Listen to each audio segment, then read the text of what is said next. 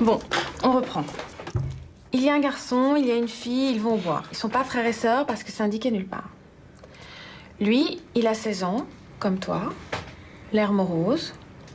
Il est froid, distant. C'est indiqué vers 5, j'étais froid comme le marbre.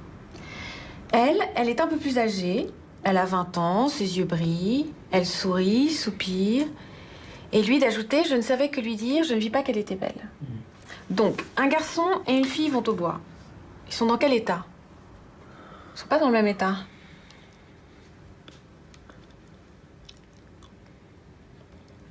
Je sais pas, ils se promènent... Je sais pas, peut-être qu'ils se promènent pour passer le temps, peut-être qu'ils s'ennuient. Peut-être, vas-y, développe comment ils se sentent. Non mais je sais pas. Arrête, Cyril. Qu'est-ce qui se passe, hein? Arrête. Concentre-toi un peu. Et la nature amoureuse dormait dans les grands bois sourds. Qu'est-ce que ça veut dire? Ah, si, les grands bois sourds, c'est pas... Ça s'appelle un oxymore, ça, non? Non? Mais tu vois pas que c'est un poème d'amour?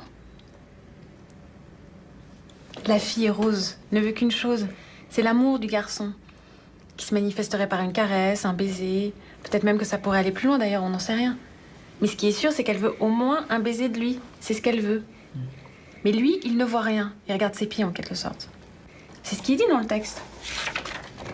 Je marchais à pas distraits, je parlais des fleurs, des arbres, son œil semblait dire « après ». Pourquoi son œil semblait dire « après » ?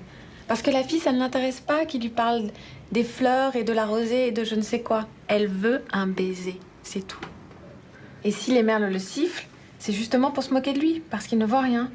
Et aussi pour attirer son attention sur Rose, qu'il semble ne pas voir. Et pourquoi c'est caché comme ça? C'est caché parce que c'est ça la littérature, la beauté de la langue, de la poésie. C'est que tout n'est pas dit directement, un climat est posé, mais pour l'essentiel, il faut savoir lire entre les lignes. Non mais c'est pas ça que je veux dire, pourquoi elle se cache? La fille, Rose. Comment ça, elle se cache, je comprends pas. Ouais, enfin pourquoi elle lui dit pas simplement ce qu'elle veut? Ah, d'accord. Elle lui dit pas d'abord parce qu'il y avait à cette époque des codes amoureux qui existent toujours d'ailleurs. C'est plutôt le garçon qui doit se manifester, et non pas la fille. C'est le garçon qui doit aller vers Rose. C'est un code social. Et puis ensuite, c'est pas toujours évident de dire ces choses-là. De dire de but en blanc, je te désire, j'ai envie de toi. Donc elle lui dit pas explicitement, elle lui envoie des signes. Des signes? Oui, des signes. Par exemple, là. Rose, droite sur ses hanches, leva son beau bras tremblant pour cueillir une mûre aux branches. Je ne vis pas son bras blanc. Là, il faut que tu imagines la situation. Elle se tient droite, fière, peut-être même qu'elle met sa poitrine en avant. Mais surtout, elle passe devant lui, son bras dénudé. Comme ça. Elle l'allume si tu veux. Et puis plus loin. Rose défit sa chaussure et mit d'un air ingénu son petit pied dans l'eau pure. Je ne vis pas son pied nu. Tu vois, il le dit lui-même, il voit pas ses avances. Si elle enlève sa chaussure, c'est pas uniquement parce qu'elle a mal au pied. C'est aussi pour lui montrer son pied. Et puis elle soupire, ses yeux brillent. Enfin bref, elle multiplie les signes. Elle n'attend que ça.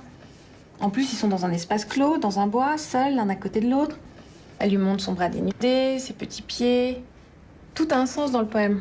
Tout est tendu vers le désir de Rose. Et pour prendre une mûre aux branches, alors c'est quoi ça? Parce qu'elle est mûre. Mûre pour un baiser. Et une eau courait fraîche et creuse sur les mousses de velours? Ouais, alors ça, c'est une métaphore. L'eau qui court... Enfin, l'eau, c'est associé à la sexualité. Donc, l'eau fraîche qui jaillit sur la mousse de velours, tu vois ce que ça peut être?